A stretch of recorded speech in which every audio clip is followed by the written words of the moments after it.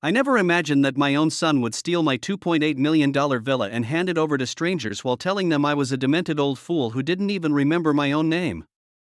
Before we continue, please subscribe to the channel and let us know where you are listening in the comments. My name is Robert Chen, and at 65 years old, I thought I had seen everything the business world could throw at me. After building a tech consulting empire from nothing, surviving the dot-com crash, and weathering countless corporate storms, I believed family was the one sanctuary where betrayal couldn't reach me. How terribly wrong I was. It was a crisp Tuesday morning in October when my world collapsed. I had returned early from a business trip to Singapore, a deal that was supposed to take 2 weeks but wrapped up in just 5 days thanks to my team's efficiency. The autumn air carried the scent of dying leaves as I pulled my Mercedes into the driveway of my Westchester County villa, the same house where I had raised Michael and his sister Lisa after their mother, my beloved Elena, passed away from cancer 12 years ago. But something was wrong. Terribly wrong. A massive moving truck sat in my circular driveway, and strangers were carrying MY furniture out of MY house. My hand-carved mahogany dining table, the one Elena and I had bought in Italy for our 20th anniversary, was being loaded onto the truck by 2 burly men who handled it like it was worthless junk. "Hey! What the hell is going on here?" I shouted, my voice echoing across the manicured lawn that I had personally designed. A middle-aged woman with graying hair and cold eyes turned to face me. She was directing the movers with the authority of someone who belonged there, which made absolutely no sense. "Excuse me, sir, but you can't be here," she said with the kind of dismissive tone usually reserved for door-to-door salesmen.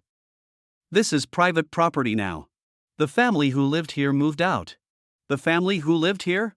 I felt my blood pressure spike. "Lady, I am the family who lives here. This is MY house." She looked at me with a mixture of pity and annoyance. "Sir, I think you're confused. This house belongs to the Morrison family now. It was legally transferred to us by Michael Chen, the previous owner's son. The old man who used to live here, well, let's just say he wasn't capable of making decisions anymore." The words hit me like a physical blow. Michael had told these people I was incapacitated? That I couldn't make my own decisions? "Where is Michael?" I demanded, my hands trembling with rage. "He's inside, helping with the final arrangements," the woman replied, then added with fake sympathy, "Look, if you're having memory problems, maybe you should call someone to come get you." I pushed past her and stormed into MY house, though apparently it wasn't mine anymore. The living room was in chaos, with boxes everywhere and my personal belongings being sorted into piles. My awards, my photographs with Elena, my collection of first-edition business books, everything that represented my life's work was being treated like garage sale leftovers. "Michael!" I roared. My son emerged from the kitchen, and for a moment, I saw something flicker across his face, guilt, perhaps, or fear. But it was quickly replaced by that cold, calculating expression I'd been seeing more often lately. "Dad, what are you doing here? You're supposed to be in Singapore until next week. What am I doing here? What am I doing here?" I could barely contain my fury. "This is my house, Michael. What are these people doing with my belongings?" Michael sighed dramatically, like I was an inconvenient child throwing a tantrum. "Dad, we talked about this. You signed the papers. The house is too much for you to handle now, especially with your condition." "My condition? What condition?" "Your dementia, Dad. Dr. Patterson confirmed it. You've been having episodes, forgetting things." Sarah's parents needed a place to live, and this house was just sitting here, too big for one confused old man. Sarah, his wife of 3 years, a woman who had never shown me anything but superficial politeness. I had paid for their wedding, their honeymoon, even helped them buy their first apartment. And this was how they repaid me? "I don't have dementia, you lying son of a dad, please don't make a scene in front of Sarah's family. You're embarrassing yourself." The casual cruelty in his voice was like a knife to my heart. This was my son, the boy I had taught to ride a bike, the teenager I had bailed out of trouble more times than I could count, the young man whose entire college education I had funded while building my business empire. Sarah appeared beside Michael, her arm sliding around his waist in a gesture that seemed more possessive than affectionate. "Robert, you really shouldn't be upsetting yourself like this. Why don't you go back to the care facility? I'm sure they're worried about you." "Care facility?" The words came out as a whisper. "What care facility?" Michael and Sarah exchanged a look that made my stomach turn. They had this all planned out. "Dad, you've been staying at Sunset Manor for the past month. Don't you remember? Dr. Patterson said the memory loss would get worse. But I remembered everything perfectly. Every business meeting in Singapore, every conversation, every detail of my trip. I remembered the last conversation I'd had with Michael before leaving, a normal discussion about covering some of his credit card bills, which I had done countless times before. "Show me the papers," I demanded. "Show me these documents I supposedly signed." Michael hesitated for just a moment too long. "They're with the lawyer. All properly notarized and filed." That's when I knew. My son, my own flesh and blood, had forged documents to steal my house. He had told these people I was mentally incompetent and had somehow transferred the deed to my $2.8 million property without my knowledge or consent. The Morrison woman, Sarah's mother, I realized now, came back inside. "Michael and dear, the movers want to know about the safe in the master bedroom." "Do you have the combination?" "My safe. The one containing Elena's jewelry, my important documents, and nearly $200,000 in emergency cash that I had accumulated over the years." "Actually, Mrs. Morrison, I think there's been enough disruption for one day," I said quietly, my business instincts finally overriding my emotional shock. "Perhaps we should all take a step back and review the legalities of this situation." Michael's face darkened. "Dad, you need to leave now. This isn't your house anymore, and you're trespassing." "Trespassing?" I looked around the room one more time, at the family photos being packed away, at Elena's piano being prepared for removal, at the life we had built together being dismantled by strangers who thought I was a demented old fool. "You know what, Michael? You're absolutely right." I smiled calmly, the same smile I had used in countless business negotiations when I was about to destroy my competition. "This isn't my house anymore." I turned to Mrs. Morrison. "Congratulations on your new home. I'm sure you'll be very happy here." Then I looked directly at my son. "And Michael, thank you for showing me exactly who you really are. It's a lesson I won't forget." As I walked toward the door, I heard Sarah whisper to her mother, "See? I told you he'd be reasonable once he accepted reality." If only they knew what reality was about to become. I had built a multi-million-dollar empire by being smarter, more ruthless, and more strategic than my competitors. My son had just made the biggest mistake of his life by underestimating exactly what his father was capable of when pushed too far. The game was about to begin, and I had never lost a game that mattered. 3 days after discovering the theft of my property, I sat in my temporary downtown hotel suite, surrounded by financial documents and legal papers. The initial shock had crystallized into cold, calculated fury. My 40 years of business experience had taught me one fundamental truth: emotion is the enemy of strategy, and I needed strategy now more than ever. My first call was to Marcus Webb, the private investigator who had helped me uncover corporate espionage attempts against my company over the years. Marcus was a former FBI agent with connections throughout the legal and financial system, exactly the kind of professional I needed. "Robert, I heard about what happened," Marcus said when he arrived at my hotel. "This is personal, isn't it?" "More personal than anything I've ever dealt with," I replied, sliding a thick folder across the conference table. "I need you to dig into every aspect of this transfer.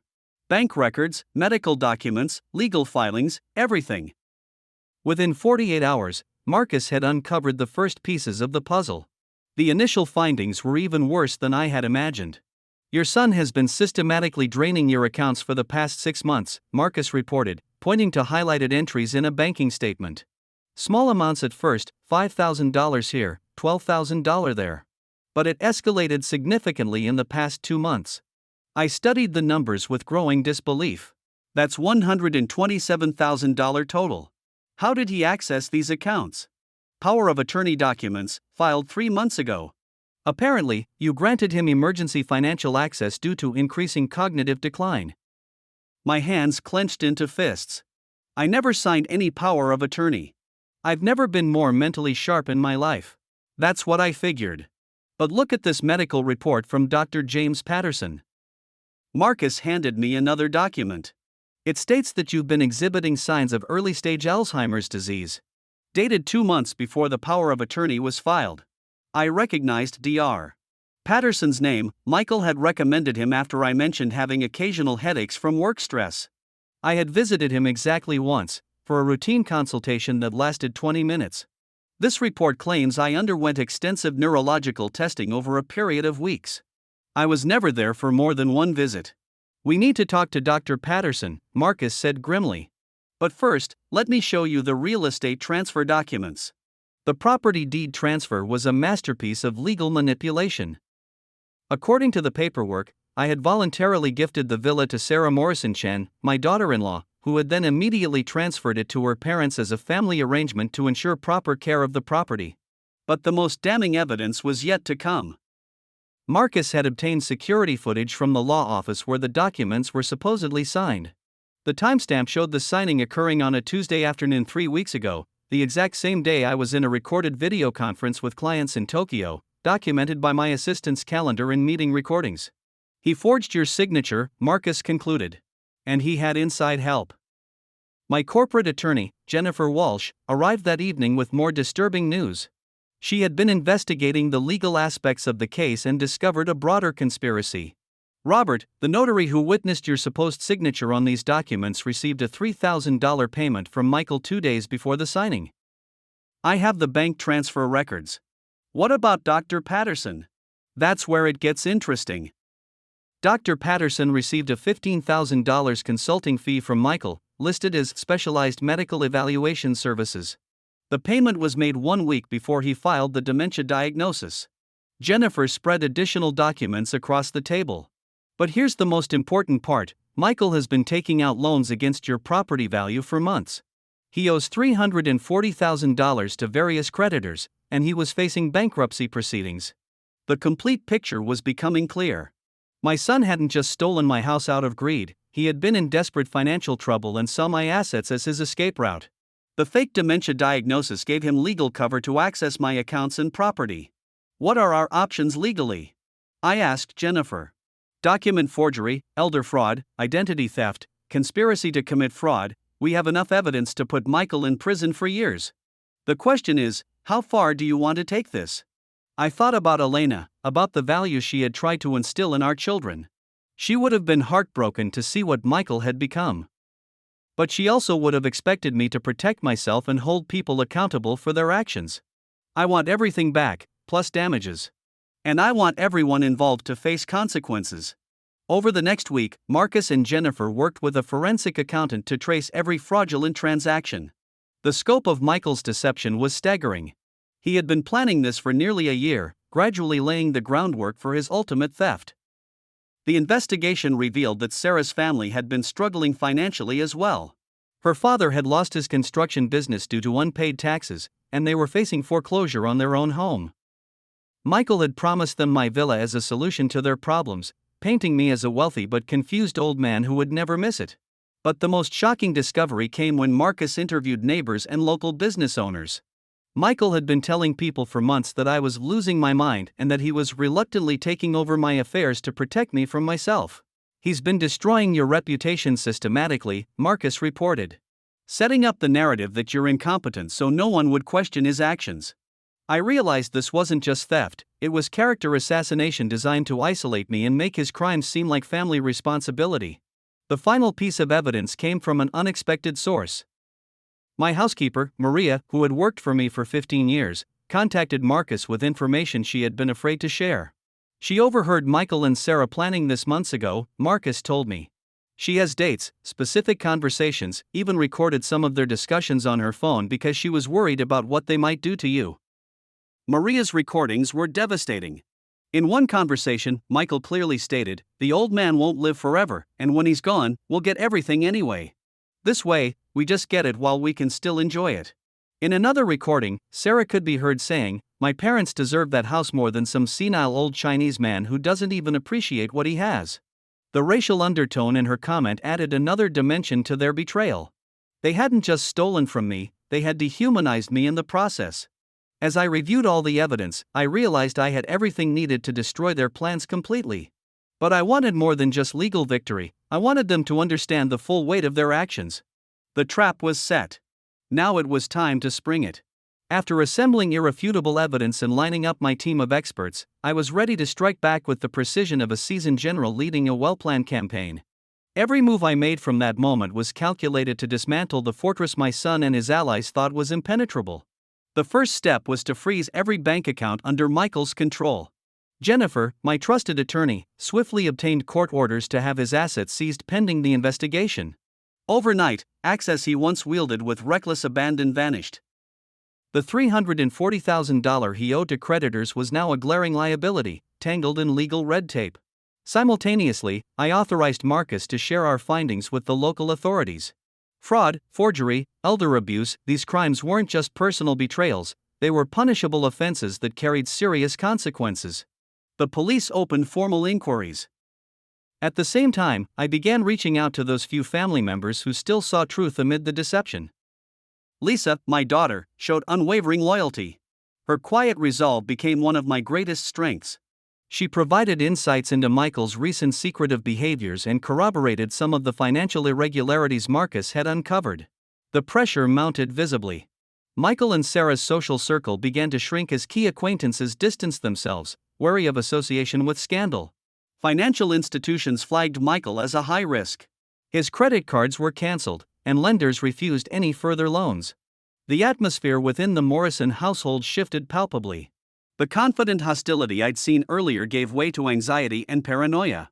They began frantically trying to cover tracks and appeal to anyone who might help. One failed attempt involved Michael approaching my business associates with fabricated stories about my supposed incapacity and delirium. Their responses were uniformly skeptical. Years of working alongside me had forged a reputation that was hard to tarnish. In private conversations, Lisa gave me details about Michael's spiraling desperation. He was cutting deeper ties, afraid that the law would close in. Rumors of a custody battle over his and Sarah's infant daughter also surfaced, adding emotional strain to his crumbling empire. With each passing day, I fortified my position. Jennifer filed restraining orders to prevent Michael and his wife from entering my properties or contacting me directly. Marcus uncovered forged documents tied to additional assets, extending the scope of our case. The crescendos of tension were marked by heated exchanges during family gatherings where loyalists clashed with conspirators. Lisa stood by me with quiet dignity, her presence a beacon of hope amidst growing darkness. As my counterattack intensified, Michael's advisors began whispering of settlements and quiet negotiations. But I was resolute. Half measures would not suffice. Justice demanded full exposure and total restitution. Late nights became routine as I studied every legal nuance, every financial thread, ensuring no escape existed for those who'd betrayed me. I was no longer a passive victim, I was the orchestrator of their downfall. The stakes were higher than ever. But I thrived in high-pressure situations. With the boardroom replaced by courtrooms and family meetings by strategy sessions, I was ready to win this fight, whatever the cost. This was no longer just about a house. It was about reclaiming dignity, restoring order, and revealing truths hidden beneath layers of lies. The battle was underway, and I was already several moves ahead. In the days that followed, the fortress of lies that Michael and his accomplices believed invincible began to crumble under relentless scrutiny. I coordinated closely with Jennifer and Marcus to execute every legal mechanism at our disposal. Every illegally obtained asset was targeted with freezing orders, and every suspicious financial transaction was documented with precision. One of the more painful realizations was the role that trusted individuals in my inner circle had played, people who prioritized greed over loyalty. Yet, I remained unshaken. Betrayal like this hardened my resolve. Lisa, my steadfast daughter, took it upon herself to mend the rifts left by Michael's duplicity. Her empathetic words to family friends and contacts began to restore some of the fractured trust. She also uncovered inconsistencies in Michael's explanations to mutual acquaintances, supplying us with valuable new leads. The social isolation of Michael and Sarah became nearly complete. Invitations to gatherings ceased, old friends stopped returning calls, and the shadow of scandal darkened their professional reputations. It was as if they had become pariahs in a community they sought to dominate. Sarah's parents, once confident and smug in their new home, found themselves unexpectedly alienated. Local contractors refused to service their property, neighborhood watches kept a wary eye. Their influence waned rapidly. In the quiet moments of this storm, I felt the flicker of vindication. But I did not celebrate prematurely. Every victory had to be solid, every detail airtight. Our investigators also uncovered alarming attempts by Michael to manipulate evidence. They found deleted emails suggesting bribery and document tampering. Some digital footprints traced back to an IT specialist working for Sarah's family. Jennifer filed emergency motions to suspend any further tampering with evidence and requested forensic experts to recover deleted files. The legal battle was extending beyond mere property disputes, it was becoming a war of information control. The mounting legal pressure triggered a series of desperate moves. Michael attempted to sway neighbors and acquaintances with promises and threats alike. A few initially hesitant to believe the allegations were quickly dissuaded by the overwhelming evidence that surfaced publicly. At home, amid the chaos, Lisa's quiet strength was a balm. Her unwavering belief in justice inspired me to push harder. She reminded me of Elena's values: integrity, honor, and courage. On a particularly tense afternoon, I confronted Michael during a mediation session. His confidence had cracked, replaced by visible anxiety and shifting eyes. "You can't keep running from the truth forever," I said calmly. "The evidence is airtight. You owe more than money, you owe our family an explanation." His response was a desperate plea for leniency and an attempt to blame Sarah's family for misleading him. But the room sensed the desperation beneath his words. Financial institutions continued to label Michael a high-risk client. Credit facilities were withdrawn, and legal sanctions limited his business activities. The ripple effects threatened to dissolve the financial empire he dreamed to build on stolen ground. Meanwhile, to secure my remaining assets and protect my legacy, I reinforced legal protections around my businesses, employing new trustees and auditors. The goal was clear: no further infiltration or exploitation by those I once trusted. The battle lines were drawn not just in courtrooms but in hearts and minds. I could see a slow shift in allegiance as some who had wavered began questioning their loyalties, a subtle but crucial shift in my favor.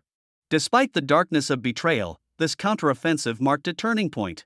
Michael and his allies were no longer orchestrating their plan unchallenged, they were reacting defensively to an opponent they had gravely underestimated. And as the days passed, the anticipation of a final reckoning grew stronger. The next chapter in this saga would be decisive, the confrontation where truth would shine brightest and justice would be irreversible. The war had entered a new phase, and I was ready to see it through to the end.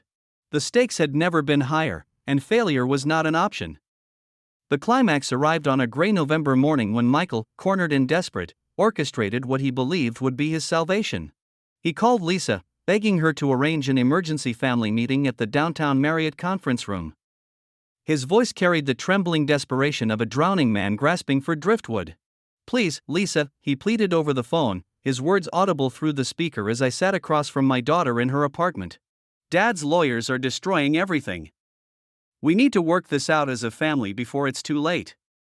Lisa glanced at me with knowing eyes. We had anticipated this moment for weeks. "All right, Michael. But everyone comes: you, Sarah, her parents, and Dad. No more secrets."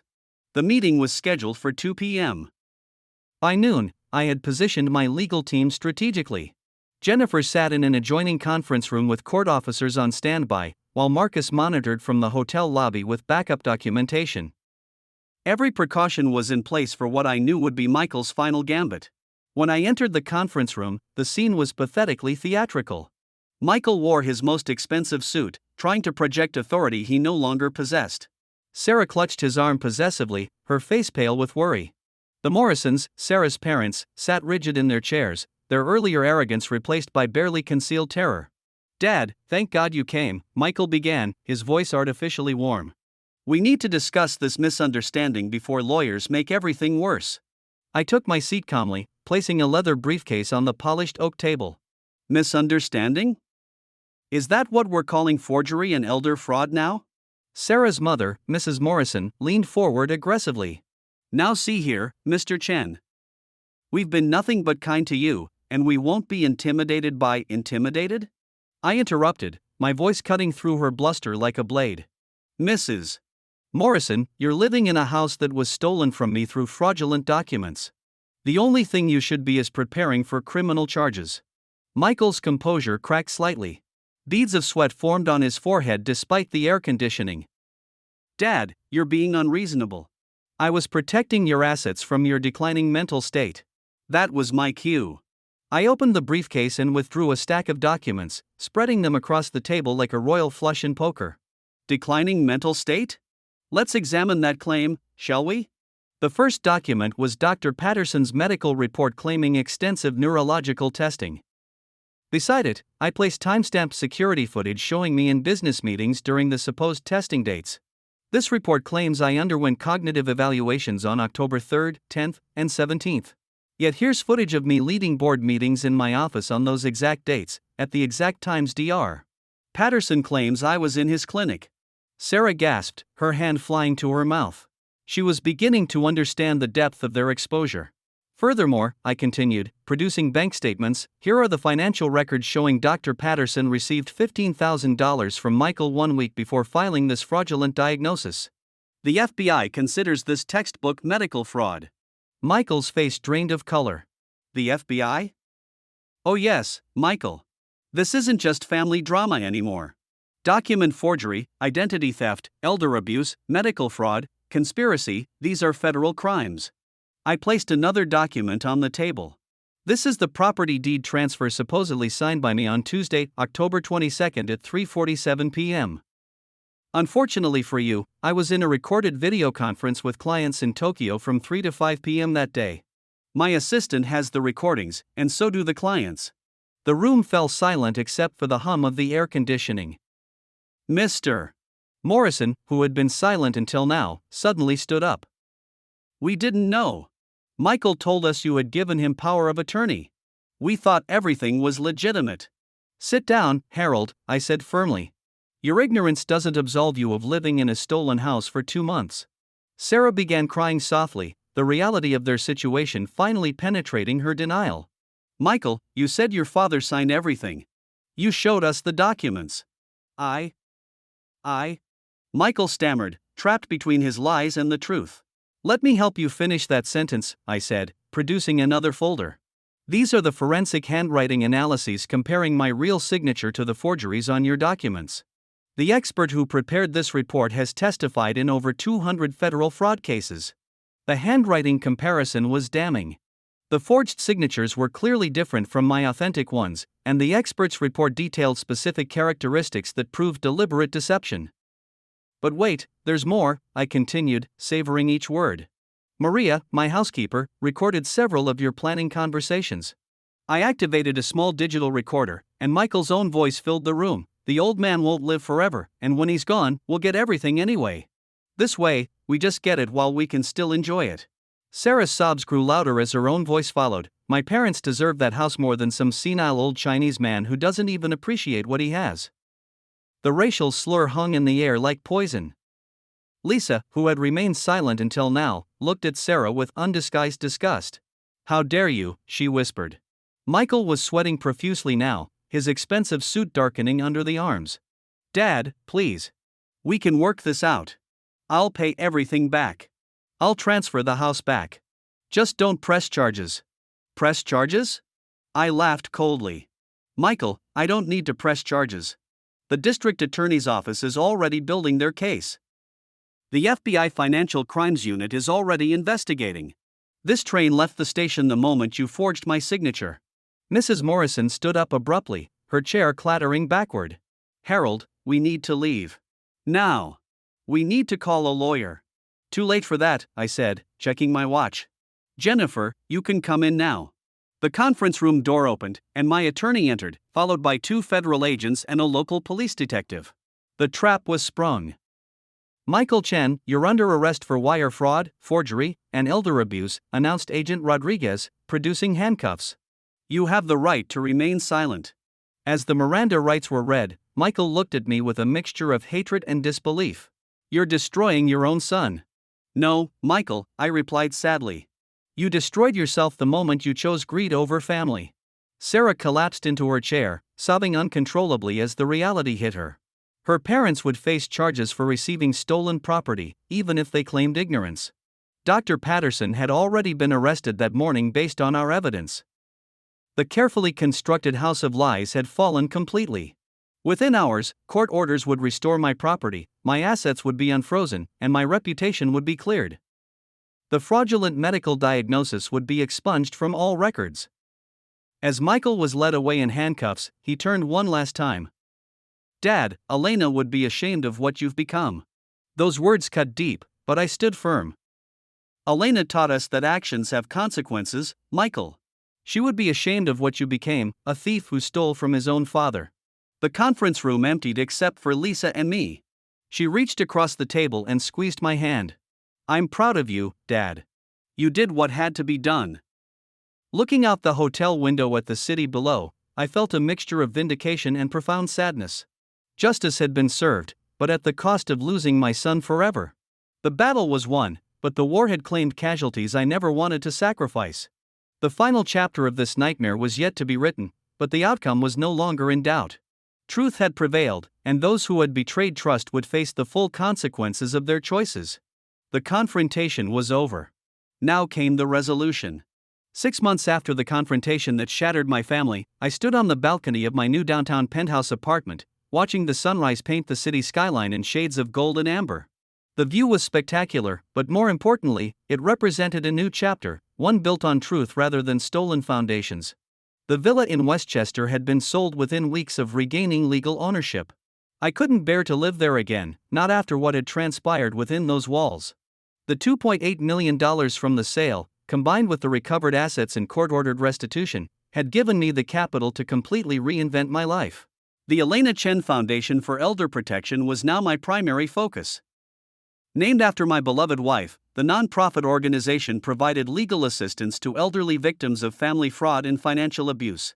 The irony wasn't lost on me, my son's betrayal had inspired a mission to protect other seniors from similar devastation. Mr. Chen, the morning show interview is scheduled for 10 a.m., my assistant, Rebecca, reminded me as she entered the study with fresh coffee and the daily briefings. At 32, she possessed the sharp intelligence and unwavering loyalty that I had once hoped to find in my own children. The interview was part of a growing media presence I had developed. My story had resonated with thousands of families facing similar betrayals, and I had become an unexpected advocate for elder rights reform. The foundation had already helped 17 families recover stolen assets and pursue criminal charges against their perpetrators. Any updates on the Morrison case? I asked, reviewing the morning reports. The foreclosure proceedings concluded yesterday. Harold and Margaret Morrison lost their original home to the IRS for unpaid taxes. They're currently renting a small apartment in Queens, and Harold is working part-time at a hardware store. The Morrison family's downfall had been swift and thorough. After being charged as accessories to fraud, they faced not only criminal penalties but civil litigation from multiple creditors. Their comfortable middle-class existence had evaporated overnight, replaced by the kind of financial struggle they had tried to escape by stealing my home. What about Sarah? Rebecca consulted her tablet. She filed for divorce 3 months ago. She's living with her parents in Queens and working as a receptionist at a dental office. The custody arrangement gives her supervised visitation with their daughter every other weekend. Sarah's transformation from entitled manipulator to struggling single mother was perhaps the most dramatic fall from grace. The woman who had once dismissed me as a senile old Chinese man now faced the daily reality of minimum wage work and shared custody of her child. But it was Michael's fate that carried the heaviest weight on my conscience. And my son? Rebecca's expression softened. He was released from minimum security prison last month after serving 4 months of his 1-year sentence. His probation officer reports that he's working as a delivery driver for a local restaurant and living in a studio apartment in the Bronx. 4 months in federal prison, followed by 2 years of probation and a permanent felony record. Michael's promising career in financial consulting had ended the moment he was convicted of elder fraud. No reputable firm would hire someone with his criminal background, and his professional licenses had been permanently revoked. The man who had once lived in expensive suits and driven luxury cars now delivered Chinese takeout in a dented Honda Civic. The poetic justice was almost too perfect, yet it brought me no satisfaction. Has he attempted any contact? None, sir. Lisa mentioned that he's been asking mutual friends to reach out to you, but she's advised them against it. Lisa had become my anchor throughout this ordeal. My daughter's unwavering support and clear moral compass had helped me navigate the darkest moments. She now served on the foundation's board of directors and had been instrumental in expanding our outreach programs. Speaking of Lisa, she wanted to remind you about dinner tonight. She's cooking Elena's famous dumplings. The thought brought a genuine smile to my face. Lisa had been learning her mother's recipes, determined to preserve that connection to our family's happier past. These weekly dinners had become sacred time, just the two of us, sharing memories and building new traditions from the ashes of old betrayals. As the morning progressed, I immersed myself in the Foundation's work. Mrs. Patterson, an 83-year-old widow whose grandson had stolen her life savings, called to thank me for the legal assistance that had helped her recover $180,000.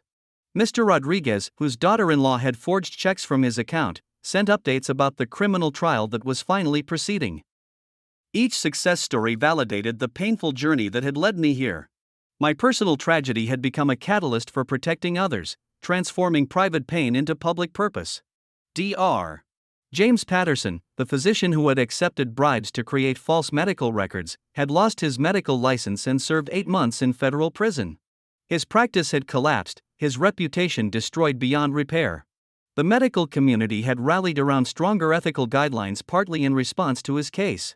During lunch, I reviewed financial reports from my remaining business interests.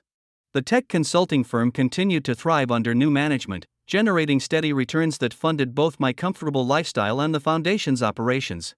I had learned to delegate more effectively, trusting qualified professionals rather than assuming family members would share my values. The afternoon brought a particularly meaningful moment. A young attorney named David Kim visited the Foundation offices, seeking advice about his grandfather's case. As I listened to his story, a familiar tale of family greed disguised as concern, I saw echoes of my own experience. The hardest part, David confided, is that my uncle genuinely believes he's helping grandfather by managing his money. He doesn't see the theft because he's convinced himself it's for the greater good. That's the most dangerous kind of betrayal, I replied, thinking of Michael's self-righteous justifications. When people convince themselves that their criminal actions serve noble purposes, they become capable of extraordinary cruelty. We spent 2 hours developing a strategy to protect David's grandfather's assets and gather evidence of the unauthorized transactions. Watching this young man fight for his elderly relative reminded me that not all family bonds are corrupted by greed. That evening, Lisa and I sat in my penthouse dining room, sharing homemade dumplings and green tea. The apartment was modern and minimalist, a deliberate contrast to the ornate villa where so many memories had been poisoned. "I saw Michael today," Lisa said quietly, her chopsticks pausing midway to her mouth. My heart clenched, but I kept my expression neutral. "Where?" "Outside the restaurant where he works. I was picking up lunch for the office, and he was loading delivery bags into his car." She took a careful sip of tea. "He looked broken, Dad. Older, thinner. His hair is going gray." I had imagined this moment countless times, learning about Michael's current state, wondering if justice had been served or if I had gone too far. The reality was more complex than I had anticipated. "Did he see you?" "Yes." He started to approach, but I shook my head and he stopped. "He understands that contact would violate his probation conditions."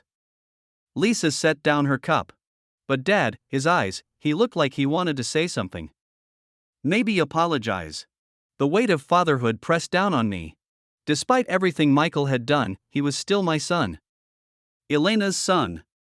The boy I had taught to ride a bicycle and helped with homework was now delivering food to survive, his future permanently altered by choices I had exposed. "Do you think I was too harsh?" I asked, voicing the doubt that haunted my quiet moments. Lisa reached across the table and took my hand. "Dad, you didn't destroy Michael's life. He destroyed it himself through his own choices. You simply refused to be victimized by those choices." Her words echoed Jennifer's legal advice and Marcus's investigative conclusions, but the comfort they provided was limited. Intellectual understanding of right and wrong couldn't completely heal the emotional wounds of family destruction. "Elena would have wanted reconciliation," I said softly. "Maybe eventually," Lisa agreed. "But she also would have wanted justice first. You can't have genuine reconciliation without accountability, and Michael has never truly acknowledged the full scope of what he did to you." As the evening wound down, I stood again on the balcony, looking out at the city lights. Somewhere in those distant boroughs, my son was probably finishing his shift, driving through neighborhoods that once seemed beneath his consideration. Sarah was likely putting her daughter to bed in a cramped apartment, perhaps wondering how her life had taken such a dramatic turn. The Foundation had given my life new meaning, but it couldn't fill the void left by family destruction. Justice had been served, restitution made, and protection extended to others facing similar betrayals. Yet the victory felt incomplete without the possibility of redemption. 6 months had taught me that revenge, even justified revenge, creates its own burden. I had won every legal battle, recovered every stolen asset, and seen every perpetrator face appropriate consequences. The system had worked exactly as it should. But systems don't heal hearts or rebuild broken trust. They don't restore the innocence of believing that family love transcends material greed. They don't erase the knowledge that your own child saw you as an obstacle to be removed rather than a father to be honored. Tomorrow would bring new cases to the foundation, new opportunities to protect other families from the betrayals I had experienced. The work was meaningful and necessary, but it was also a daily reminder of humanity's capacity for selfish cruelty. As I prepared for bed, I thought about Elena's photograph on my nightstand, the same picture that had been packed away by strangers who thought I was too demented to remember my own wife. She would have been proud of the foundation, pleased by Lisa's strength, and heartbroken by Michael's choices. But she also would have believed in the possibility of forgiveness, eventually. Not the cheap forgiveness that ignores wrongdoing, but the costly kind that demands full accountability before offering genuine restoration. Perhaps someday, when Michael had truly learned from his consequences and demonstrated genuine remorse, there might be a path forward. But that day had not yet arrived, and I had learned not to mistake wishful thinking for wisdom. The chapter of betrayal and justice was closed, but the story of our family was not yet finished. Whether it would end in permanent estrangement or eventual reconciliation remained unwritten, a sequel that would depend on choices Michael had yet to make. For now, I had peace with my decisions and purpose in my mission. That was enough to build a meaningful life upon, even if it wasn't the ending I had once hoped for. The sun would rise tomorrow on new possibilities, new challenges, and new opportunities to choose integrity over convenience. The lessons learned from family betrayal had made me stronger, wiser, and more determined to protect others from similar pain. Justice had been served, but mercy remained a future possibility. Time would reveal which path my son would ultimately choose.